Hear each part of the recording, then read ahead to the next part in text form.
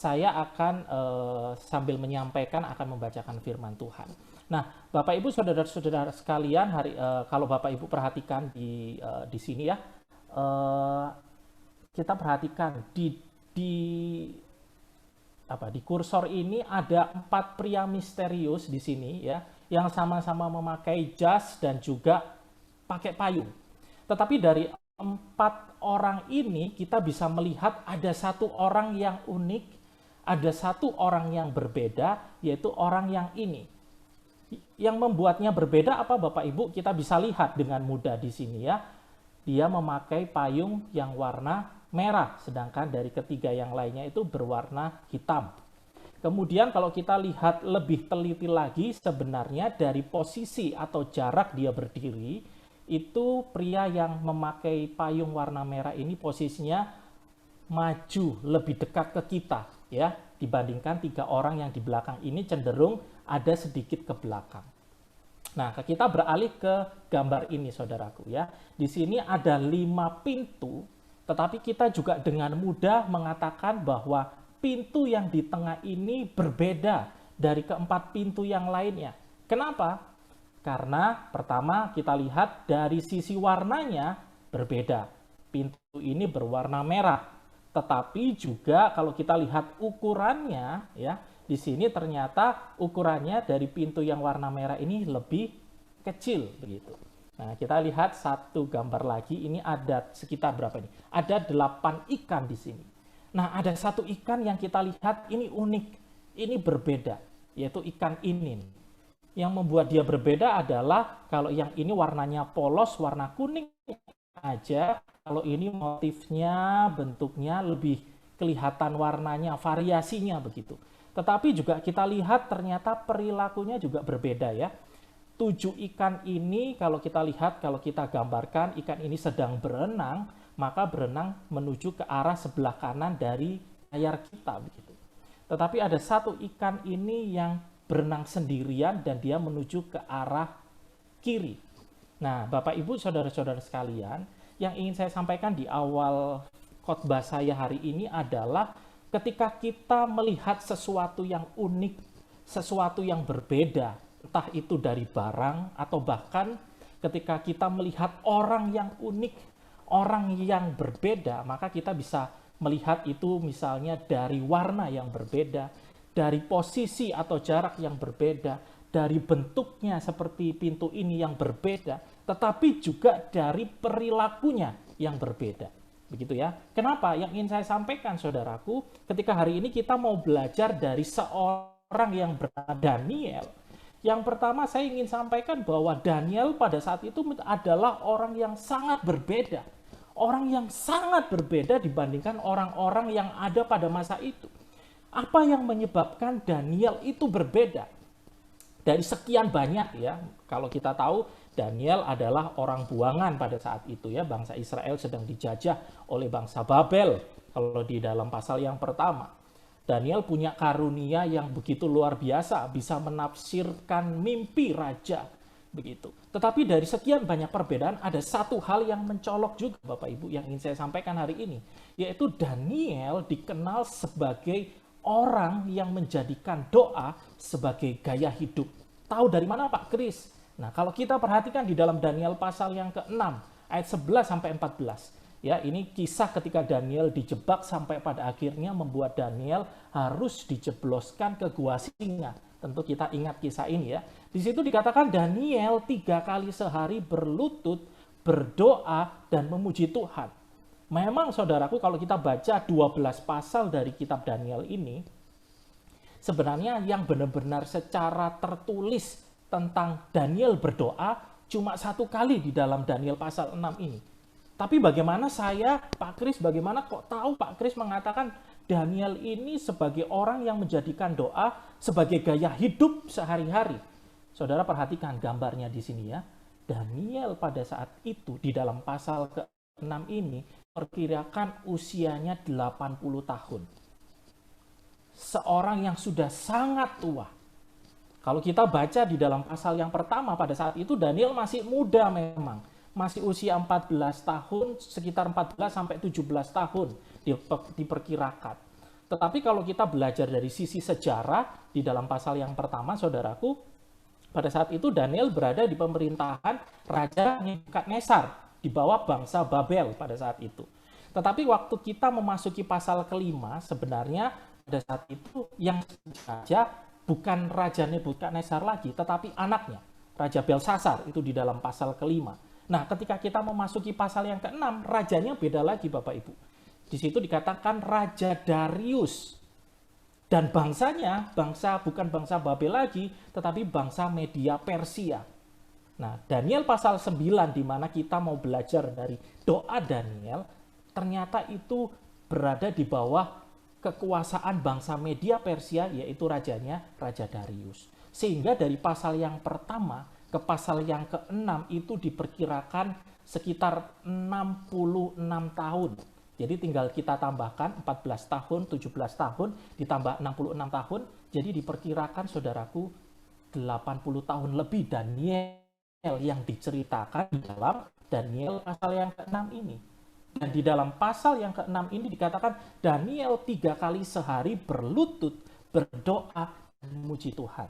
Sehingga saya percaya, saudaraku, sejak masa mudanya sampai usia lanjut, sampai 80 tahun lebih, Daniel menjadi orang yang sangat berbeda di antara orang-orang di masanya pada saat itu, dengan menjadikan doa sebagai gaya hidup sehari-hari. Begitu ya. Mungkin Bapak Ibu bisa bicara, ngomong, Pak, saya juga doa 3 kali sehari. Doa makan pagi, doa makan siang, doa makan malam. Itu nggak masuk hitungan ya Bapak Ibu ya.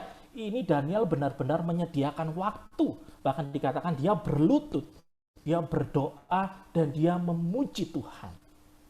Begitu ya. Jadi yang pertama saya ingin sampaikan sebagai pengingat akan kita. Jadikan doa itu sebagai gaya hidup di dalam kehidupan kita. Nah, kemudian saudaraku, ketika kita memasuki Daniel pasal yang ke-9, ayat 1 sampai 19, hari ini kita mau belajar ketika kita membaca doa dari Daniel, maka setidaknya saya melihat ada 4 unsur yang terkandung di dalam doa Daniel tersebut. Dan bagi saya ini menjadi sebuah teologi doa yang baik. Ya, mungkin Bapak Ibu sudah pernah belajar di sini, tetapi setidaknya hari ini saya ingin sampaikan ketika kita belajar dari doa Daniel dari pasal yang ke-9 ini, ada 4 unsur yang terkandung di dalam doa Daniel di pasal yang ke-9. Yang pertama ada unsur penyembahan, ada unsur penghormatan kepada Allah. Ya, di dalam ayat yang keempat saya bacakan di sini, Daniel mengawali doanya dengan sebuah statement. Ah, Tuhan Allah yang maha besar dan dahsyat, yang memegang perjanjian dan kasih setia terhadap mereka yang mengasihi Engkau serta berpegang pada perintah-Mu. Ya, dari sini kita bisa melihat Daniel memulai doanya dengan sebuah penghormatan. Ah, Tuhan Allah yang maha besar, Allah yang maha dahsyat. Daniel sadar betul, saudaraku, ketika dia berdoa, Daniel akan bertemu dengan Allah yang maha kuasa, Allah yang maha besar. Dialah Allah satu-satunya yang layak untuk disembah. Tidak ada Allah lain selain Allah Yahweh yang sanggup, yang layak untuk disembah oleh manusia siapapun itu. Ya, jadi yang pertama kita bisa melihat di sini ada unsur penyembahan karena Daniel memberikan respek, memberikan hormat kepada Allah yang maha kuasa itu. Nah, ini saudaraku bisa menjadi sebuah jawaban buat kita. Karena kadang ada jemaat itu yang mengatakan lebih penting itu hati daripada penampilan fisik. Benar ya? Ada yang bilang seperti itu. Tetapi bagi saya, saudaraku, sikap hati kita, penampilan fisik kita, itu bisa menjadi ekspresi iman kita untuk kita memberikan penghormatan kepada Allah. Ya, kalau saudara tadi perhatikan, ada banyak cara kita mengekspresikan iman kita untuk menyembah Tuhan, untuk menghormati Tuhan. Tadi kalau Bapak Ibu perhatikan, waktu Ibu Rita memimpin pujian, dia sampai merem, sampai angkat tangan. Itu salah satu ekspresi. Ya, kita bisa mengangkat dua tangan kita bisa mengangkat satu tangan kita, mungkin kita bisa bernyanyi dengan suara yang keras, bahkan sampai menangis. Itu adalah bagian dari ekspresi iman kita untuk kita menyembah Tuhan. Karena kita memiliki rasa hormat kepada Dia yang adalah satu-satunya Tuhan di alam semesta ini. Nah, saudaraku dikasih oleh Tuhan, kalau kita mau coba, misalnya kita coba aplikasikan di dalam hidup kita ya, apakah kita benar-benar sudah menghormati Tuhan, itu menjadi Tuhan atas hidup kita. Ketika kita beribadah, ketika kita menyembah Tuhan, bagaimana sikap hati kita ketika kita bertemu dengan Tuhan? Bagaimana ekspresi iman kita? Bagaimana kita mempersiapkan penampilan fisik kita ketika kita bertemu dengan Tuhan? Bagi saya ini menjadi sebuah pertanyaan yang sangat relevan dalam kondisi pandemi seperti ini. Ya, kita sudah setahun lebih, saudaraku, beribadah secara online. Dan dari awal gereja, pemimpin kita sudah menghimbau supaya kita tidak membedakan apa yang biasa kita lakukan sewaktu ibadah onsite. Kita mandi, kita berpakaian rapi, kita menyiapkan hati kita untuk bisa beribadah kepada Tuhan. Tetapi saudaraku, kita harus jujur. Masih ada jemaat yang beribadah itu dengan seadanya. Kadang kami itu miris sebagai hamba Tuhan ketika mendengar ada jemaat cuma pakai celana pendek. Ada jemaat sambil beribadah, sambil ngopi, saudaraku. Bagi saya itu tidak beribadah, itu cuma nonton ibadah, tetapi bukan beribadah. Nah, salah satu hal yang saya cukup salut sama istri saya ya, dia sering mengingatkan kepada jemaat, bahkan ke anak-anak yang masih muda. Kalau sebelum ibadah biasanya diingetin, sudah pakai bedak, sudah pakai lipstik, sudah pakai parfum. Saudaraku, bukan lipstik, bukan bedak, bukan parfum itu yang penting. Tetapi yang penting adalah prinsip bagaimana kita berusaha memberikan yang terbaik di dalam ibadah kita. Kalau dulu ibadah onsite kita bisa berpakaian rapi, apalagi yang pelayanan, pakai jas, saudaraku.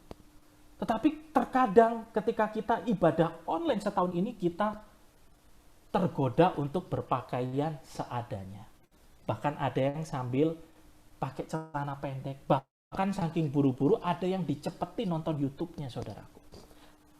Ya, saudaraku, kalau kita ketemu tamu, kita datang ke pesta, kita bertemu dengan orang penting, kita bisa mempersiapkan diri dengan baik.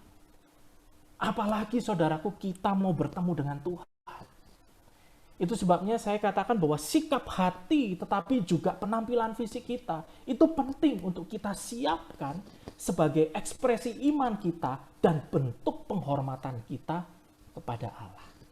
Mari yang pertama, saudaraku, kita belajar untuk menghormati Tuhan, baik di dalam ibadah kita, ataupun di dalam kehidupan penyembahan kita kepada Tuhan. Karena apa? Karena kita sedang menghampiri kebesaran Tuhan, bahwa dialah satu-satunya Tuhan di alam semesta ini yang layak mendapat penghormatan. Kemudian kalau kita lanjutkan, saudaraku, jadi yang pertama, unsur penyembahan, unsur penghormatan. Kemudian yang kedua, kita bisa lihat, baca di dalam ayat 5-14, yaitu ada unsur pengakuan dosa. Di sini di dalam ayat 5 dikatakan firman Tuhan, kami telah berbuat dosa dan salah. Kami telah berlaku fasik dan telah memberontak.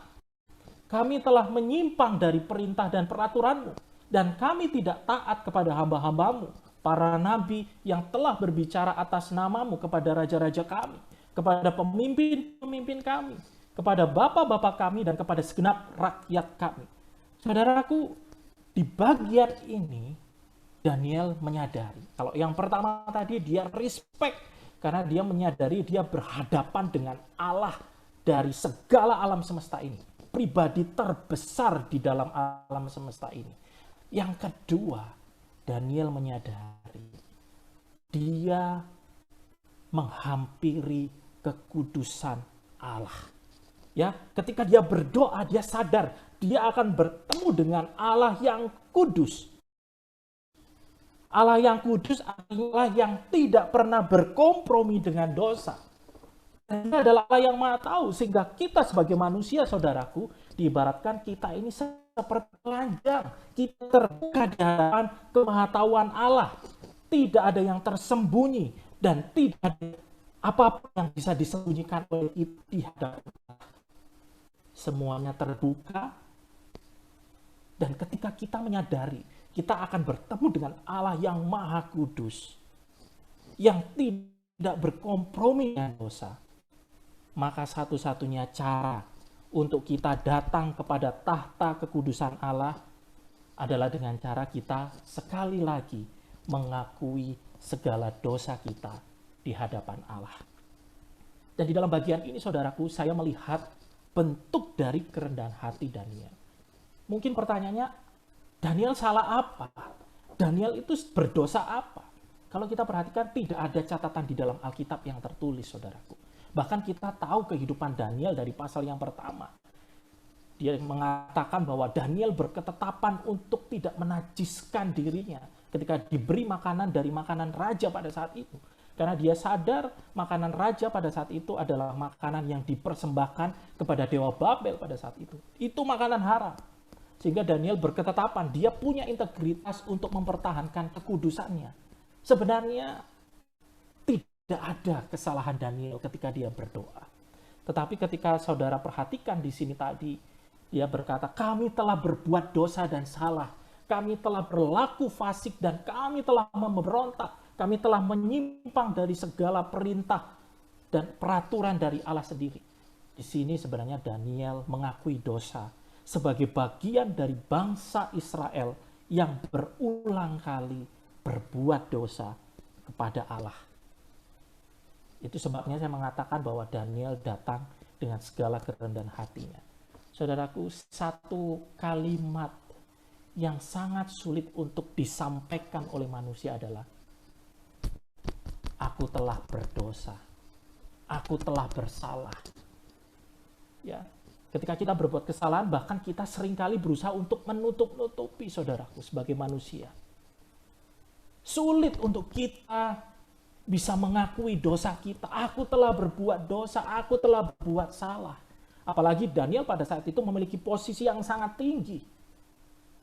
Tetapi justru disitulah kita bisa melihat dengan segala kerendahan hatinya, Daniel mengakui dosa sebagai bagian dari bangsa Israel yang berulang kali berbuat dosa kepada Allah. Kemudian kalau saudara baca ya di dalam pasal yang ke-7, di situ Daniel berkata dalam doanya, Engkaulah yang benar. Engkaulah Tuhan yang benar. Saudaraku yang dikasih oleh Tuhan, ini merupakan bentuk pengakuan Daniel bahwa Allah yang kudus itu juga sekaligus adalah Allah yang benar dan adil. Sehingga segala hal yang diperbuat oleh Allah itu pasti benar dan adil. Segala yang direncanakan oleh Allah itu pasti benar dan adil. Nah, sangat berbeda dengan kita, saudaraku, yang seringkali mempertanyakan Tuhan. Ya, ketika Tuhan memberikan mungkin ujian hidup bagi kita, memberikan pergumulan bagi kita, kita seringkali mempertanyakan Tuhan. Tuhan, kenapa harus saya? Ketika ada pergumulan hidup dalam bentuk apapun, misalnya dalam relasi dengan keluarga, di dalam studi kita, di dalam keluarga kita, di dalam penyakit yang diberikan kepada kita, di dalam usaha pekerjaan kita. Ketika ada pergumulan ini, kita sering mempertanyakan Tuhan. Seolah-olah, saudaraku, seolah-olah apa yang Tuhan izinkan terjadi dalam hidup kita itu tidak benar dan tidak adil bagi kita. Tetapi bersyukur ketika malam hari ini kita melihat, belajar dari doa Daniel. Di dalam doanya Daniel berkata, Engkaulah yang benar. Keputusan Tuhan tidak ada yang salah. Keputusan Tuhan tidak ada yang tidak adil. Di sini justru kita kembali diingatkan, saudaraku, bahwa Tuhan itu adalah Tuhan yang benar dan adil. Segala keputusannya adalah benar dan adil. Jadi unsur yang kedua yang kita bisa pelajari di sini adalah ada unsur pengakuan dosa. Ketika kita berdoa kepada Tuhan, saudaraku, kita juga perlu mengingat ini. Kita sedang menghampiri kekudusan Allah. Kekudusan Allah yang tidak pernah berkompromi dengan segala dosa. Itu sebabnya penting bagi kita untuk menghampiri Tuhan sebelumnya kita mengakui segala dosa kita. Ya, kemudian yang ketiga, saudaraku, di sini di dalam ayat yang ke-15, kita melihat ada unsur pengucapan syukur. Pengucapan syukur di sini saya bacakan di dalam ayat 15. Oleh sebab itu ya Tuhan Allah kami yang telah membawa umat-Mu keluar dari tanah Mesir dengan tangan yang kuat dan memasyurkan nama-Mu seperti pada hari ini. Kami telah berbuat dosa, kami telah berlaku fasik. Yang ingin saya garis bawahi di sini adalah ya Tuhan Allah kami yang telah membawa umat-Mu keluar dari tanah Mesir. Saya melihat di sini sekalipun pada saat itu bangsa Israel ada di dalam pembuangan. Bahkan kalau saudara baca di situ Daniel di dalam doanya itu sedang membaca nubuatan dari Nabi Yeremia yang mengatakan bahwa hukuman atas bangsa Israel itu 70 tahun. Ya, kondisi yang sangat berat yang dialami oleh bangsa Israel. Tetapi sekalipun berat, tetapi Daniel tidak pernah lupa mengucap syukur. Dia bersyukur untuk segala kebaikan yang telah dilakukan Allah kepada bangsa Israel pada masa lampau. Engkau yang telah membawa umat-Mu keluar dari tanah Mesir. Ya, saudaraku, perlu bagi kita, bahkan penting bagi kita untuk terus mengingat akan kebaikan Tuhan. Ya, adalah ingat kasih-Nya, ingat kebaikan-Nya, dan anugerah-Nya selamatkanku. Penting bagi kita, saudaraku, untuk senantiasa mengingat akan kebaikan Tuhan. Mengingat akan kemurahan Tuhan. Mengingat akan Tuhan yang penuh dengan belas kasihan.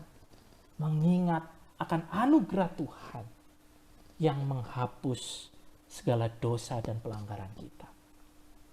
Saudaraku dikasih oleh Tuhan, apa yang sebenarnya seringkali membuat kita kehilangan rasa syukur? Apa sih yang seringkali membuat kita kehilangan rasa syukur? Saudaraku, kita seringkali kehilangan rasa syukur karena kita tidak pernah mencukupkan diri. Ya, karena kita tidak pernah mencukupkan diri. Salah satu buku yang ditulis oleh seorang bernama John Piper di sini, judulnya Memerangi Ketidakpercayaan. Ya, John Piper menyampaikan, saudaraku, ada banyak masalah yang sering kita alami sebagai manusia. Kita sering khawatir, kita sering sombong, kita tidak sabaran, kita sering galau, kita punya akar kepahitan, kita punya dosa mengingini, pingin lebih. Kita ada hawa nafsu yang membelenggu kita dan sebagainya. Tetapi bagi John Piper, dia melihat bahwa akar dari berbagai permasalahan tersebut adalah ketidakpercayaan kita kepada Tuhan. Ya, kenapa sih kita khawatir? Kenapa sih kita masih mengingini yang lainnya? Ketika lihat orang lain seperti ini, kita pingin lagi. Kenapa sih kita tidak sabar? Kenapa sih kita menyimpan kepahitan? Karena kita tidak percaya kepada Allah. Sehingga satu-satunya solusi di situ, di dalam buku itu dikatakan adalah kita harus memiliki iman yang mempercayai anugerah Allah di masa depan. Ya, kita harus memiliki iman yang mempercayai anugerah Allah di masa depan. Seperti dari Daniel, seperti apa yang saya sampaikan, kita mengingat segala kebaikan Tuhan. Ketika kita melihat bahwa di masa lampau ada anugerah Tuhan yang menopang hidup kita, kita ingat lagi, waduh, kita pada saat itu mengalami pergumulan yang berat. Tetapi kita sampai ada detik hari ini dimampukan oleh apa? Oleh karena pertolongan Tuhan, oleh karena anugerah Tuhan. Kalau kita melihat di masa lampau ada anugerah Tuhan yang menolong kita, maka kita tidak perlu ragu, saudaraku, ketika kita menapaki masa depan yang sekalipun tidak jelas di depan, yang sekalipun banyak misteri di hadapan kita. kita bisa berjalan karena kita memiliki iman bahwa di masa depan pun kita di dalam anugerah. Sehingga hidup kita sebagai orang percaya adalah hidup di dalam anugerah Tuhan dan terus-menerus di dalam anugerah Tuhan. Kita perlu mengucap syukur. Ada banyak hal yang kalau kita mau list Bapak Ibu ya, ada banyak hal yang bisa kita jadikan rasa syukur. Kita masih diberikan kesehatan, kita masih bisa lihat anak cucu kita masih punya pekerjaan, kita bisa berkumpul sekalipun terbatas seperti saat ini. Kita mengucap syukur.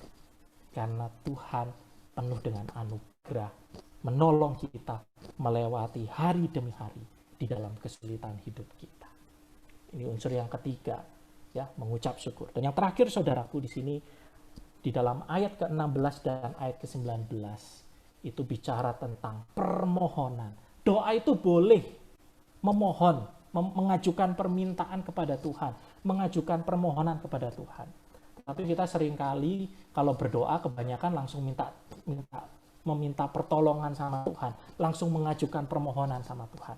Alangkah lebih baiknya kalau kita hari ini belajar, saudaraku, di dalam doa kita ada pengagungan kepada Tuhan, ada penyembahan, ada penghormatan kepada Tuhan, kemudian ada pengakuan dosa, ada ucapan syukur, dan tentunya ada permohonan. Tetapi yang sangat luar biasa, saudaraku, di sini, Daniel berdoa, mengajukan permohonannya, mengajukan permintaannya kepada Tuhan dengan kesungguhan hati, dan sekali lagi dengan kerendahan hati. Ya, kalau diperhatikan di dalam ayat 16, Daniel berkata, "Ya Tuhan, sesuai dengan belas kasihan-Mu." Ya, sesuai dengan belas kasihan-Mu. Di dalam ayat 18, Daniel berkata di bagian yang terakhir, "Sebab kami menyampaikan doa permohonan kami ke hadapan-Mu bukan berdasarkan jasa-jasa kami, tetapi berdasarkan kasih sayang-Mu yang berlimpah-limpah." Kemudian dalam ayat yang ke-19, dia menutup doanya, "Ya Tuhan, dengarlah. Ya Tuhan, ampunilah. Ya Tuhan, perhatikanlah dan bertindaklah dengan tidak bertangguh oleh karena Engkau sendiri Allahku."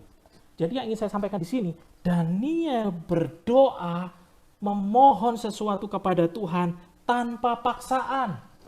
Ya, sesuai dengan belas kasihan-Mu ya Tuhan, berdasarkan kasih sayang-Mu, oleh karena Engkau sendiri, bukan karena jasa-jasa kami. Nah, tetapi saudaraku, terkadang ya kita memperlakukan Tuhan itu seperti jin Aladin, ya. Kita gosok gitu, jinnya keluar, kemudian saya pengen ini, saya pengen itu, dan harus dituruti, harus dijawab, harus dipenuhi. Nah, di sini kita belajar, saudaraku, doa itu bukan dengan paksaan. Kita memperlakukan Tuhan, jangan memperlakukan Tuhan seperti hamba kita yang harus menuruti segala keinginan kita. Doa itu bukan tentang keinginanku, bukan tentang kepentinganku. Doa itu bukan tentang tujuanku. Doa itu fokusnya bukan aku, saudaraku. Tetapi doa itu fokusnya tentang kesungguhan hati, tentang kerendahan hati, tentang kerelaan hati. Karena kita percaya kepada kehendaknya. Ya, doa itu sekali lagi bukan tentang aku, melainkan tentang jadilah kehendak-Mu atas hidupku. Berarti Pak Kris, saya nggak perlu doa kalau kayak gitu. Serahin aja sama Tuhan. Nah, saya sering memberikan definisi. Doa itu adalah menyelaraskan kehendak kita dengan kehendak Bapa, sampai kehendak Bapa menjadi kehendak kita. Sekali lagi ya, doa itu, saudaraku, adalah menyelaraskan kehendak kita dengan kehendak Bapa, sampai kehendak Bapa menjadi kehendak kita. Allah Bapa punya kehendak, punya rencana atas hidup kita. Kadang kita sebagai manusia juga punya kehendak, punya rencana. Nah, kita sinkronin, kita selaraskan.